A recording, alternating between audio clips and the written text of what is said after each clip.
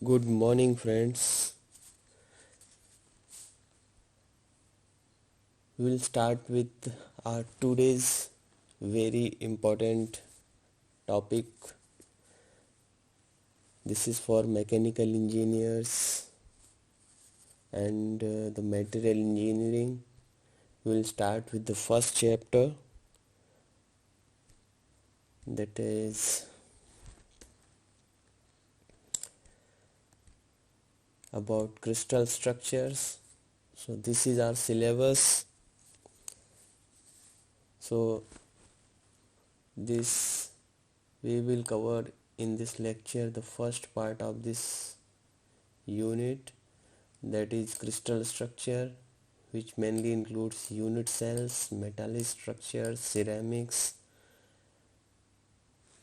perfection in solids, types of defect in interfacial and volumetric dislocations. So all these we will cover in this part A series of the lecture. This is mainly about the crystal structure, and then in next part B we will study about the mechanical properties.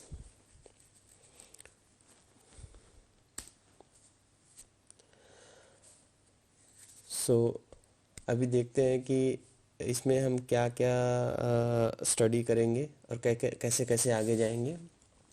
सो पहले तो हम लोग crystalline और amorphous solids क्या होते हैं उसके बारे में पढ़ेंगे. देन यूनिट सेल्स के बारे में पढ़ेंगे. उसके बाद हम समझेंगे कि मेटालिक क्रिस्टल स्ट्रक्चर कैसा होता है. उसके बाद हमारा एटॉमिक पैकिंग फैक्टर, और उसके बाद फाइनली हम लोग डिफेक्ट्स के बारे में जानेंगे. तो ये अपना एक सीरीज रहेगा जो हम समझेंगे. जैसा कि आप लोग जानते हो कि कोई भी मटेरियल होता है तो वो जो है जब उसको हाई टेम्परेचर पे हीट करते हैं तो वो लिक्विड फॉर्म में आ जाता है, और लिक्विड से जब सॉलिडिफाई होता है तो उसमें क्या होता है कि ग्रेन बाउंड्रीज बनना चालू होती हैं. ओके. अब वो क्या होता है कि अलग अलग पॉइंट पे, मान लीजिए ये मेरा पूरा एक लिक्विड इसमें भरा हुआ है, और यहाँ पे क्या होता है अलग अलग पॉइंट से जो है ग्रेन बाउंड्रीज बनना चालू होती हैं. ये ऐसा कि आप समझिए कि जैसे पानी में अगर दो तीन पत्थर मार दिए तो वहाँ से जहाँ पत्थर गिरता है वहाँ से वेव्स बनना चालू होती हैं. तो उस पॉइंट को जहाँ से ये वेव्स बनना चालू होंगी उस पॉइंट को हम लोग यहाँ पे न्यूक्लिएशन पॉइंट कहते हैं. तो ये वेव्स बनना चालू हो, ये जाके एक दूसरे से मिलेंगी एक पॉइंट ऑफ टाइम पे. तो ऐसा जब मिलती हैं तो उसको ही जहाँ मिलती हैं उसको हम लोग ग्रेन बाउंड्री कहते हैं. तो यहाँ पे देखिए जैसे ये एक ग्रेन की बाउंड्री है. तो ये डिफरेंट डिफरेंट ग्रेन जो है आके एक दूसरे से मिल रही हैं. ये एक ग्रेन दूसरी ग्रेन आके मिल रही है तो इसको ग्रेन बाउंड्री बोल रहे हैं. और जहाँ से ये बाउंड्री बनना स्टार्ट होती है उसको हम लोग न्यूक्लिएशन पॉइंट बोलते हैं. ये कब आता है कि जब हमारा मेटल जो है लिक्विड फॉर्म से टेम्परेचर डाउन होना चालू होता है. ये टेम्परेचर इधर डाउन हो रहा है तो वो सोलिडिफाई होता है, और सोलिडिफाई होने पर ग्रेन बाउंड्रीज बनना चालू होते हैं. वैसा ही कि जैसे अगर गर्म दूध है और उसमें आप देखें कि मलाई पड़ना चालू होती है, तो मलाई क्या होती है एक अलग अलग पॉइंट से मलाई बनना चालू हो जाती है, और वो आके एक बार आप देखेंगे पूरे सरफेस पे एक मलाई का लेयर एक बन जाता है. लेकिन अगर उसको डीप में देखें तो हमको अलग अलग बाउंड्रीज दिखेंगी. तो उसको हम कोरिलेट कर सकते हैं यहाँ पे. सो पहले हम लोग बात करेंगे क्रिस्टलाइन मटेरियल क्या होता है और अमॉर्फस या नॉन क्रिस्टलाइन मटेरियल क्या होता है. सो एटम्स आर सिचुएटेड इन, जो क्रिस्टलाइन मटेरियल होता है उसमें एटम जो है एक पीरियोडिक अरे में, मतलब एक सिमिलर अरेंजमेंट में जो है अरेंज्ड होते हैं, और वो अरेंजमेंट बार बार रिपीट होता रहता है. सो atoms are situated in repeating or periodic array over a large atomic distances. Such upon solidification the metal atoms will position themselves in a repetitive 3 dimensional pattern, मतलब एक पैटर्न होगा उसी हिसाब से वो रिपीट होता रहेगा लंबे दूरी तक, लंबे मेटल सरफेसेस तक वैसा ही पैटर्न मिलेगा। तो उसको हम क्या बोलेंगे, क्रिस्टलाइन मटेरियल बोलेंगे। जैसे कि एक मैंने यहाँ पे ये डायग्राम में दिखाया है कि यहाँ पे देखिए एक ए मेटल एक बी मेटल, उसके बाद ए बी, मतलब एक रेगुलर पैटर्न जो है रिपीट हो रहा है। ठीक है, कहीं भी देखेंगे तो वो रेगुलर पैटर्न एक रिपीट हो रहा है। तो ये जो है इसको हम लोग क्रिस्टलाइन मटेरियल बोलेंगे। और नॉन क्रिस्टलाइन या अमॉर्फस क्या होगा, अमॉर्फस जो है जिसमें कोई सिस्टमेटिक या रेगुलर अरेंजमेंट नहीं होगा, do not have a systematic और regular arrangement over a large distances, also called amorphous, meaning without form, means they don't have any form. And example for this is ceramic compounds silicon dioxide SiO2। and here for crystalline हमने क्या example देखा, all metals, many ceramic materials and certain polymers में भी crystalline देखता है। तो crystalline में हमने देखा कि एक रिपीटिंग पीरियोडिक अरेंजमेंट रहता है, बट अमॉर्फस में देखिए कहीं पे यहाँ गैप है, कहीं यहाँ है, कहीं यहाँ है, मतलब कोई भी एक स्पेसिफिक रेगुलर अरेंजमेंट एटम्स का नहीं होता है, तो उसको हम लोग अमॉर्फस बोलते हैं। आगे बढ़ते हैं, फिर बात करते हैं यूनिट सेल की। तो यूनिट सेल क्या होते हैं, तो the atomic order in crystalline solids indicate that small group of atoms form a repetitive patterns, thus in describing crystal structure it is often convenient to subdivide the structure into small repeat entities। अभी हमने जब crystalline देखा था तो उसमें भी देखा था कि जो है एक सिमिलर पैटर्न जो है बार बार रिपीट होता है। तो मेरा अगर क्रिस्टलाइन मेटल है, क्रिस्टलाइन सॉलिड है, तो उसमें एक पैटर्न जो बार बार रिप्रेजेंट हो रहा है, तो वो smallest pattern, the smallest repeating pattern is called unit cell. ऐसा कि जैसा मैंने एग्जांपल एक वॉल का दिया है, एक दीवार का दिया है, दीवार किससे बना होता है, ईंट्स ब्रिक्स से बना होता है, और वो ब्रिक्स क्या है बार बार रिपीट होती है, मतलब वो बार बार इंटिटी रिपीट होके पूरा ब्रिक दीवार बन जाती है। तो मेरा यूनिट सेल क्या हो गया, एक ब्रिक जो है स्मॉलेस्ट जो पैटर्न हो गया वो मेरा एक ब्रिक हो गया, और इसको हम यूनिट सेल बोल सकते हैं। सिमिलरली द क्रिस्टल लैटिस क्या होता है, क्रिस्टल लैटिस होता है कि डिफरेंट डिफरेंट यूनिट सेल्स का अरेंजमेंट। इसमें देखिए आपको कितना यूनिट सेल दिखेगा, 1 2 ये 3 ये 4 ये 5 ये 6 7 8, ऐसा करके ये 3 डायमेंशनल होगा, तो काफ़ी सारे यूनिट सेल्स को मिला के एक क्रिस्टल लैटिस बनता है। ठीक है, तो regular 3 dimensional arrangement of points in space. So अगर कोई एक ऐसा क्रिस्टल है तो उसमें एक जो स्मॉलेस्ट एंटिटी है जो बार बार रिपीट हो रही है, उसको हम लोग यूनिट सेल बोलते हैं। आपको क्लियर होगा ये। उसके बाद आता है कि metallic crystal structures. Metallic crystal structures कितने टाइप के होते हैं, तो मेनली जो क्रिस्टल स्ट्रक्चर होता है वो बॉडी सेंटर्ड क्यूबिक BCC, या फेस सेंटर्ड क्यूबिक, या हेक्सागोनल क्लोज पैकिंग HCP होता है। 3 टाइप्स के मेन होते हैं, और इनमें coordination number 8, atomic packing factor 6.8, वो हम आगे देखेंगे कि ये क्या होते हैं। और इसमें कोऑर्डिनेशन नंबर 12, एटॉमिक पैकिंग 7.4, इसमें भी सेम होता है। तो अगर बॉडी सेंटर्ड है तो कैसा अरेंजमेंट होगा, तो एक यूनिट सेल एक क्यूब में क्या हुआ कि सारे कॉर्नर्स पे एक एक मॉलिक्यूल्स रहेंगे, और क्यूब के सेंटर में एक मॉलिक्यूल रहेगा, तो उसको हम लोग बॉडी सेंटर्ड बोलते हैं। फेस सेंटर्ड में क्या होगा, फेस सेंटर्ड में जो है एवरी कॉर्नर पे एक एक एटम रहेगा और उसके बाद एवरी फेसेस पे भी एक एक एटम रहेगा। और हेक्सागोनल क्लोज पैकिंग में क्या होगा कि आपका एवरी कॉर्नर पे एक एक एटम होगा, फिर टॉप और बॉटम पे एक होगा और सेंटर बॉडी में 3 होंगे। तो 3 ये हो गए, एवरी कॉर्नर पे हो गया और टॉप और बॉटम में एक एक हो गया। तो ये ऐसा मेरा एटम्स का अरेंजमेंट होता है एक यूनिट सेल में।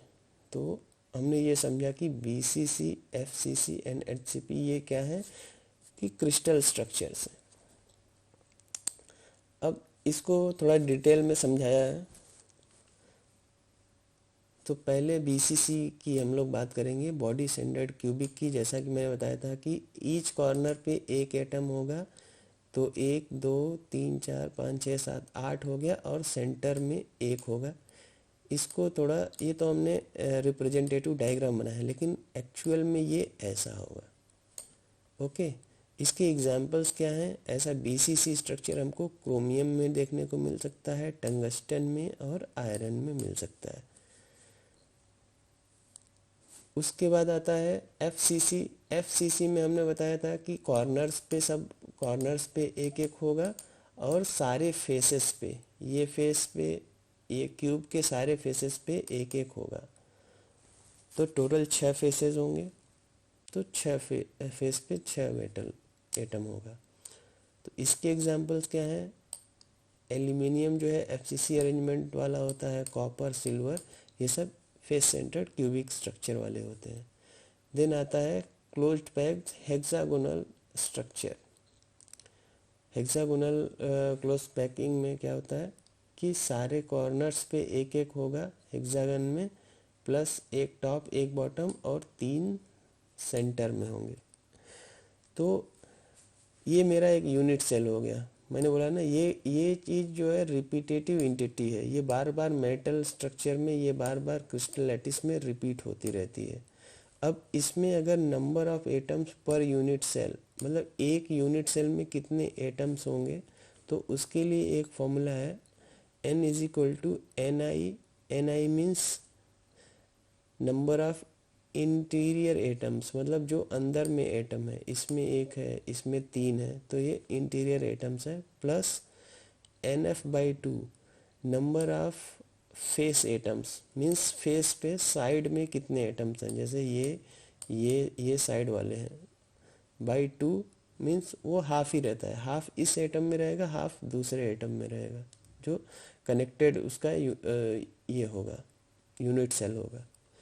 Then number of corner atoms, जो कॉर्नर एटम्स NC होगा डिवाइड बाई 8, क्योंकि एक कॉर्नर जो है 8 यूनिट सेल से कनेक्टेड होगा, तो बाई 8 पोर्शन हर एक यूनिट सेल में आएगा। तो इसलिए ये फॉर्मूला जो है एक यूनिट सेल में कितने नंबर ऑफ एटम्स होंगे उसके लिए ये है। तो अगर हम BCC की बात करें तो इसके इनसाइड में एक एटम है तो 1 ले लिया, फेसेस पे कोई एटम नहीं है तो 0 ले लिया, और कॉर्नर में कितना है 8 है, 8 एटम्स हैं तो 8/8। तो टोटल एटम अगर देखें BCC स्ट्रक्चर में तो 2 आ जाएगा। सिमिलरली FCC में अगर देखें तो सेंटर में इंटीरियर एटम कोई 0 है, अच्छा फेसेस पे 6 फेसेस हैं तो 6 एटम है तो 6/6/2 हो गया। फिर कॉर्नर्स पे 8 हैं तो 8/8 हो गया। तो टोटल एटम इसमें देखें तो 4 एटम होंगे। वैसे ही अगर हेक्सागोनल क्लोज पैकिंग में देखें तो अंदर में मैंने बताया था कि 3 एटम होंगे, उसके बाद साइड में 2 होंगे, टॉप और बॉटम वाला, एक ये साइड वाला, तो 2/2 हो गया। देन कॉर्नर कितने होंगे, 6 नीचे 6 ऊपर 12, तो इससे कैलकुलेट करेंगे तो 6 आ गया। ये नंबर ऑफ एटम्स पर यूनिट सेल आ गया, बहुत ही इंपॉर्टेंट है। उसके बाद जैसे कि मैंने बात किया था एटॉमिक पैकिंग फैक्टर और कोऑर्डिनेशन नंबर, तो कोऑर्डिनेशन नंबर क्या होता है, the number of nearest neighbour atoms. Nearest neighbour atoms कितने हैं उसको हम लोग कोऑर्डिनेशन नंबर बोलते हैं।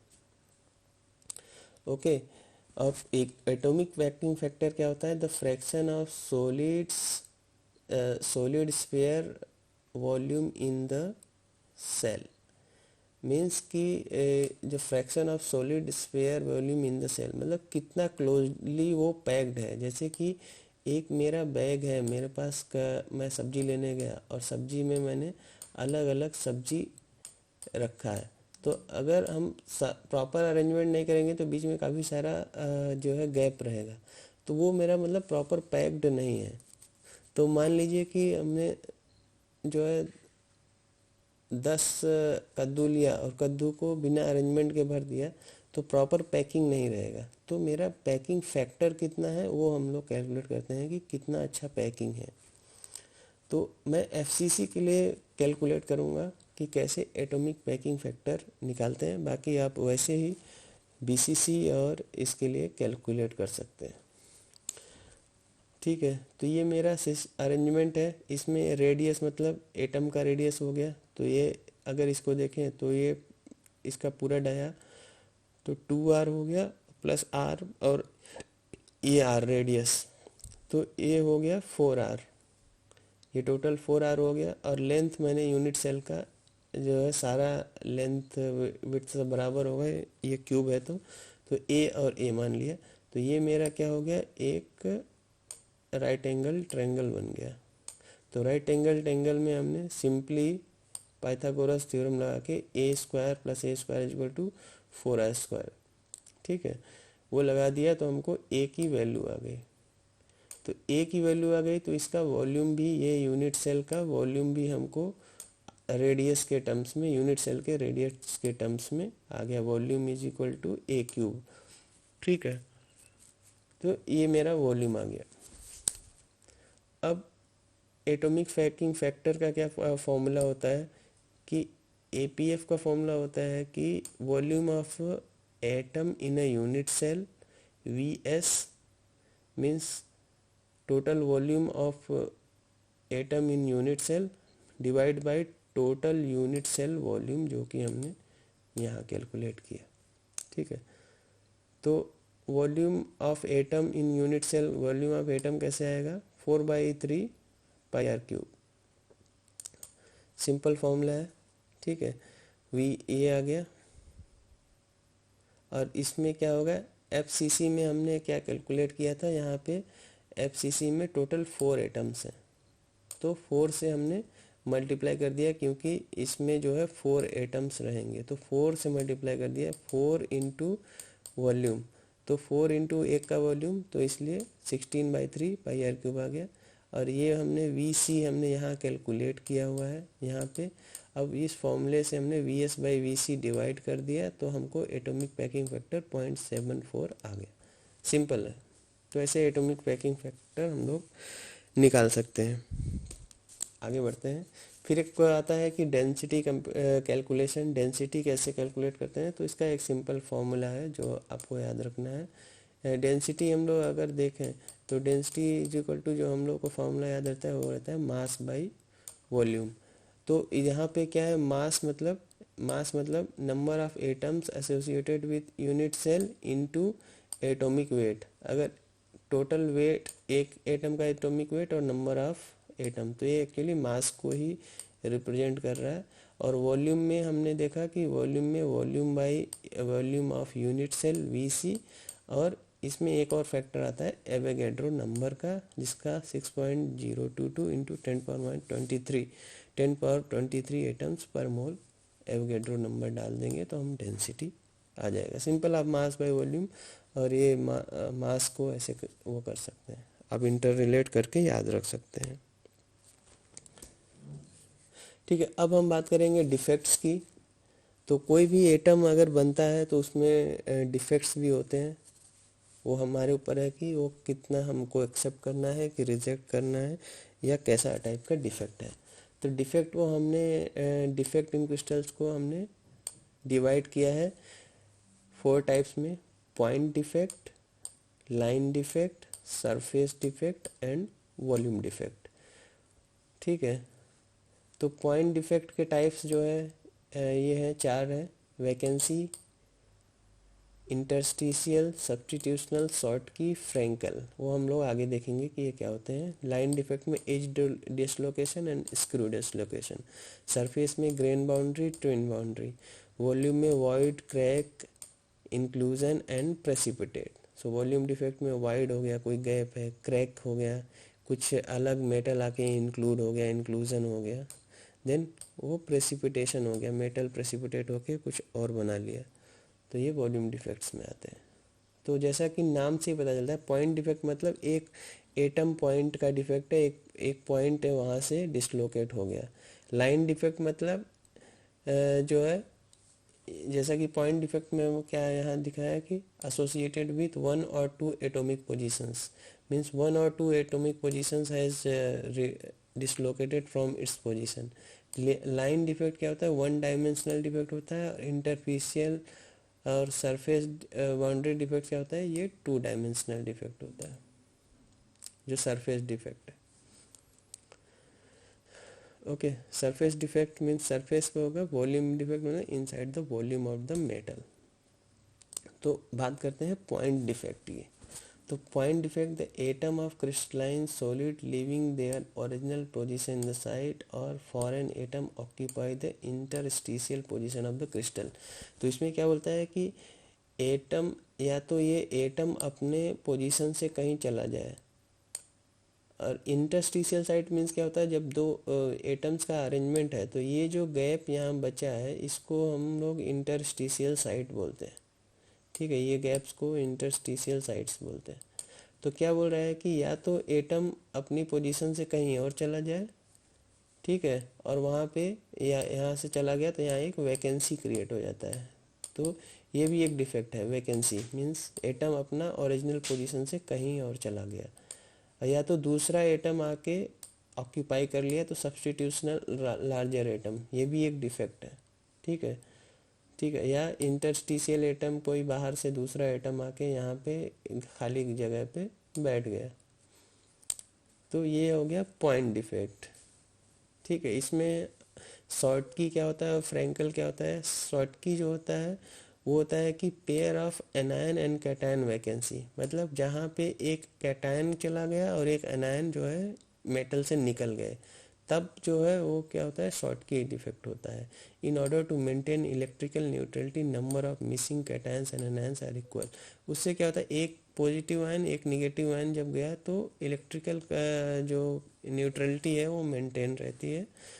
ठीक है, it also decreases the density of crystal, crystal की डेंसिटी डिक्रीज हो जाती है। इसका एग्जांपल नमक NaCl एंड KF है।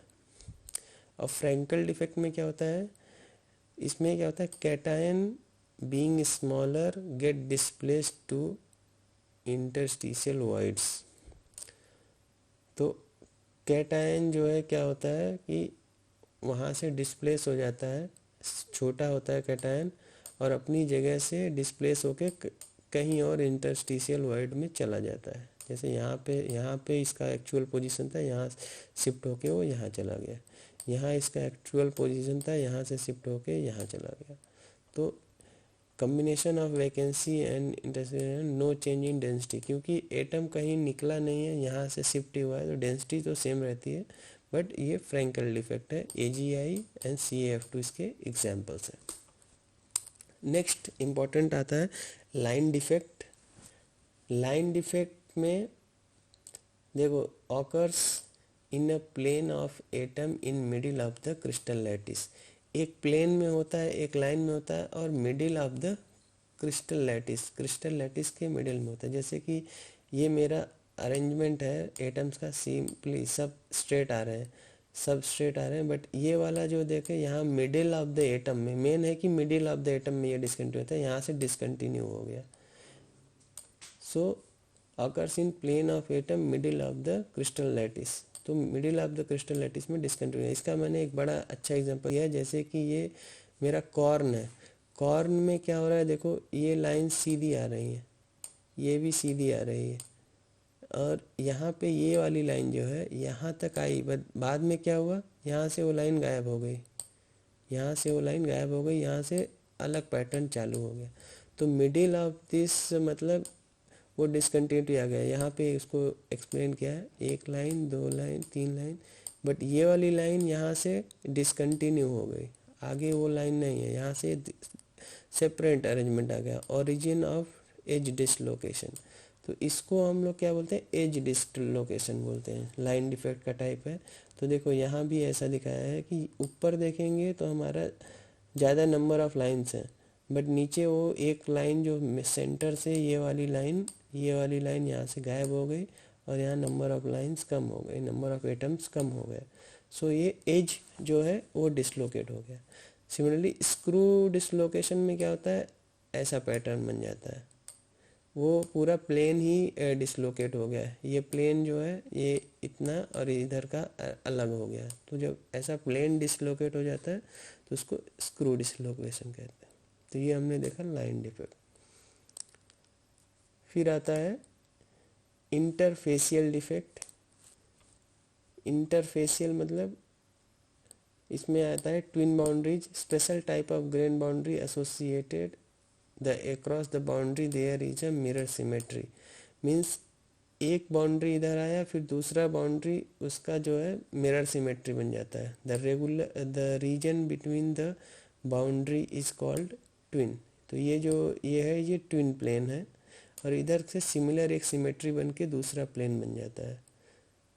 ठीक है, these are form due to the applied shear forces. ये जो है मैकेनिकल शियर फोर्सेज अप्लाई करने से बनते हैं, और due to high temperature heat treatment. ठीक है, these twins occurs in definite crystallographic plane and specific direction. तो देखिए जैसे मैंने बताया था ना कि डिफरेंट ग्रेन बाउंड्रीज बन जाती हैं। जैसे कि पानी में पत्थर मारो तो न्यूक्लिएशन स्टार्ट होता है, और जो सोलिडिफिकेशन होकर डिफरेंट ग्रेन बाउंड्रीज बन जाती हैं। तो अगर ऐसा है कि एक ट्विन प्लेन बन गया, उस तरफ सिमिलर पैटर्न है, तो उसको हम लोग इंटरफेशियल डिफेक्ट बोलते हैं। उसके बाद लास्ट था वॉल्यूमेट्रिक डिफेक्ट। तो वॉल्यूमेट्रिक डिफेक्ट्स में क्या होता है, other defects exist in solid material that are much larger than those heretofore discussed. These includes, मतलब जो हमने अभी तक डिस्कस किया उससे ये वॉल्यूम डिफेक्ट बहुत ज़्यादा बड़ा होता है। दीज इंक्लूड्स पोर्स मतलब small holes, cracks, foreign inclusions and other phases. They are normally introduce during the processing fabrication steps. ये फैब्रिकेशन स्टेप में आ जाते हैं, जब हम मेटल को वेल्डिंग करना या कटिंग ड्रिलिंग चालू करते हैं तब मेटल में ये आते हैं। Some of these defects and their effect properties and material discussing, सब वो हम लोग आगे उसका डिस्कशन करेंगे। तो ये हमने अपना एक पार्ट चैप्टर ए का पार्ट ए हमने कवर कर लिया है।